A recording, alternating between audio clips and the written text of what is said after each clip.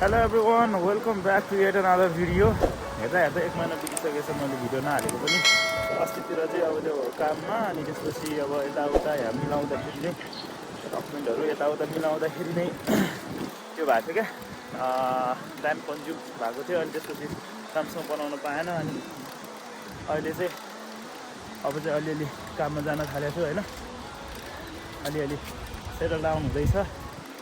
All right, अघि न म ठ्याक्कै मेन रोडमा गएको थिएँ क्या। मेन रोडमा पुगेको थियो। अनि मेन रोडमा चाहिँ तपाईँले साइकलमा यसरी मोबाइल चलाएको अथवा भनौँ न मोबाइल निकालेको मात्रै देख्यो भने पनि यो पुलिसले देख्यो भने चाहिँ तपाईँलाई फाइन काट्छ क्या। फाइन दिनुपर्छ नेपाली लगभग 20,000 जति, यहाँको 1000 रुपियाँ हैन। अनि त्यही भएर चाहिँ ठ्याक्कै सिन चेन्ज भएको। अहिले एन्टी लाइट परिरहेको होला। अनि यहाँ जाडो सुरु भइसक्यो क्या। अहिले यो म तपाईँहरूलाई देखाउँछु है। यो तपाईँ जति पनि हरियो देखिरहनु भएको छ नि, यस्तो दामी जाडो महिनामा चाहिँ हिउँ पर्ने थालिसकेपछि पातहरू झर्छ अरे क्या। अब टपिकमा मलाई एकजना भ्युअर्सले होइन लामो भिडियो भयो भनेर भन्नुभएको थियो। So I just try to keep it very short. म चाहिँ अहिले एक्चुअली अलिकति भित्र कम्युनिटीमा हिँडिरहेको छु भनौँ न। अलि भित्रपट्टि हिँडिरहेको छु क्या। अनि अहिले मेन रोड अब आइपुग्नु लाग्यो। त्यही भएर म तपाईँहरूलाई भनिहाल्छु क्या। अहिलेको मेन टपिक भनेको चाहिँ how not to get lost in Denmark. किनकि म आफै पनि 2 चोटि चाहिँ यस्तो हराएको छु कि हराएको छु भन्नाले पनि अब स्टेसनमा भएर पनि एकैचोटि पनि 3टा ट्रेनसम्म छुटेको छ क्या होइन। अनि 2टा बस छुटेको छ। अब त्यो राम्रोसँग थाहा नभएर होइन। त्यस कारणले चाहिँ त्यस्तो नहोस् तपाईँहरूलाई भनेर चाहिँ म अलिकति सानो इन्फर्मेसन दिन आएको छ। यहाँ चाहिँ अब एउटा राइजा समथिङ के एउटा एप भन्ने हुन्छ क्या। मैले एप त डाउन गरेको छ, रेगुलर युज गर्छु। तर मैले अहिलेसम्म हेर्नु न नामै थाहा छैन। नामै मैले याद गरेको छैन। सो एउटा एप हुन्छ, म तपाईँहरूलाई स्क्रिनमा पनि दिन्छु। अनि त्यो एप हुन्छ। अनि त्यो एप अनुसार हिँड्नुपर्छ तपाईँहरू।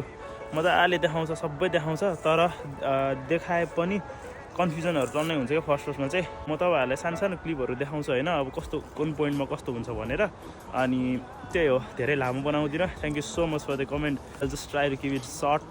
अलिकति सर्टै गर्नु खोज्छु। तर त्यही हो, अब छोटै राखेको राम्रो हो। सो अहिले चाहिँ म काममा जानु लागेको। मेरो काम चाहिँ 5 बजीदेखि छ क्या। अलिकति ढिला भइसक्यो। म चाहिँ स्टेसनको छेउमा आइसक्यो। मैले रोकेर चाहिँ किन बनाएको भनेदेखि अब ऊ त्यही छ नि, त्यो हो त्यहाँ चाहिँ मेन रोड हो क्या।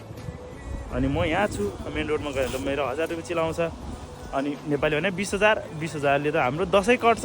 त्यही भएर चाहिँ म यो फसादमा फस्न चाहन्न। म तपाईँहरूलाई देखाउँछु है अब सर्ट क्लिपहरू कसरी तपाईँ गर्ने भनेर। अब अलिक पछि पनि बनाउँला। त्यो पनि यो चाहिँ अलिकति हुन्छ नि सर्फेस लेभलको आइडियाको लागि भनौँ न। So let's go.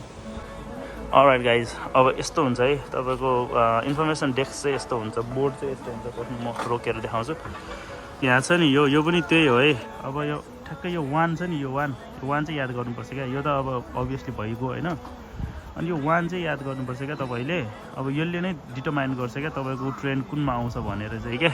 जस्तै अब यहाँ त एउटा मात्रै स्टेसन छ, त्यस्तो फरक परेन होइन। यहाँ त अब यो एक साइडमा यता छ, एक साइडमा यो छ नि त। अनि ठ्याक्कै अब ट्रेन आउँछ तपाईँ त्यस्तो झुकिनु हुन्न। त्यही पनि फर्स्टमा त अभियसली झुकिन्छ क्या।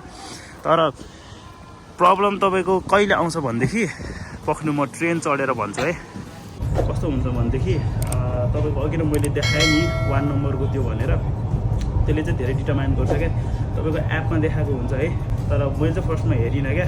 अब कतिपयले पनि फर्स्टमा त हेर्दैन क्या, युज टु हुँदैन नि त। तपाईँको एपमा त्यहाँमा PI भन्ने लेखेको हुन्छ एपमा होइन। अनि PI1, PI2 अथवा PI8, PI5 भन्ने लेखेको हुन्छ क्या। त्यसले डिटरमाइन गर्छ होइन। अनि त्यस अनुसारै तपाईँ चल्नुपर्छ क्या। अनि अब यहाँ त एउटा 2टा मात्रै स्टेसन छ नि त। मेरो काम गर्ने ठाउँमा म भरे देखाउँछु होइन। एकै ठाउँमा 3टा त्यो छ क्या। 3टा भनौँ न अब ठ्याक ट्रेनहरू आउने ठाउँ छ होइन। त्यस्तोमा चाहिँ मेन कन्फ्युजन हुन्छ क्या। इन्फर्मेसन बोर्ड चाहिँ ट्रेनभित्र तपाईँको यस्तो हुन्छ। यहाँ हेर्न सक्नुहुन्छ तपाईँहरूले। म सिधै जुम गर्छु है। ल यहाँ चाहिँ ठ्याक्क यसरी हेर्न सक्नुहुन्छ कि। ओके, म चाहिँ अब मेरो लास्ट स्टेसनमा आइपुगेको छु होइन। अनि मैले तपाईँहरूलाई त्यही भनेको हो क्या। जस्तै अब स्टेसन यहाँ एउटा यता छ नि होइन, एउटा यो छ, एउटा अब त्यो भयो अनि त्यसको उतापट्टि पनि अर्को एउटा छ क्या हो। यस्तो ठाउँमा चाहिँ तपाईँहरू एकदमै कन्फ्युज हुने चाहिँ यस्तै ठाउँमा हो क्या। तपाईँको ट्रेन त आउँछ, तपाईँले एपमा त हेरेको छ, तर अब कुन चाहिँ यो प्लेटफर्ममा आउँछ भनेर चाहिँ यो हुन्छ नि त, कन्फ्युज हुन्छ नि त। अनि हो म पनि फर्स्ट टाइम यहीँ यस्तो कन्फ्युज भएको थिएँ क्या। सो मैले तपाईँहरूलाई अघि नै भनेको थिएँ नि त, जस्तै यता देखेको छ क्या, अब 2 र 3 लेखेको छ नि यता, अनि तपाईँको एप अनुसारको हेर्ने हो क्या। यदि तपाईँको ट्रेन अब 2 मा आउँछ भने अथवा 3 मा त्यो बक्स अघिको छ नि त, त्यहीँ तपाईँले हेर्नुपर्छ। जस्तै यहाँमा 2, 3 हुन्छ, उतापट्टि 4, 5 छ, अनि त्यसको उतापट्टि 7, 8 छ होइन। म चाहिँ नर्मली बेलुका 7, 8 को त्यो हुन्छ नि त्यो प्लेटफर्ममा जान्छु कि। ठ्याक्कै तपाईँले यो चाहिँ मेन याद गर्नुपर्छ क्या। तपाईँको एपमा देखेको हुन्छ अनि त्यो अनुसार यसमा पनि यस्तो नम्बर हुन्छ क्या, यस्तो नम्बर हुन्छ। अनि तपाईँले यति याद गर्नुभयो भने चाहिँ मजाले तपाईँ हराउनुहुन्न भनौँ न। ओके, अब ट्रेनको लागि चाहिँ लगभग इन्फर्मेसन यति नै थियो। कसरी तपाईँले हेर्न सक्नुहुन्छ तपाईँको कुन चाहिँ ट्र्याकमा तपाईँको ट्रेन आउँछ भनेर होइन। अलिअलि त अब युज टु भइहाल्छ, अलिअलि हराउनु पनि पर्छ क्या सिक्नको लागि। म चाहिँ मेरो काममा आइपुग्न लागेको छु। नर्मली म साइकल चलाएर फाँडी भएको थियो। सो त्यही हो है, अब बिस्तारै सिकिन्छ। अनि see you in the next video guys, good bye. 360 view.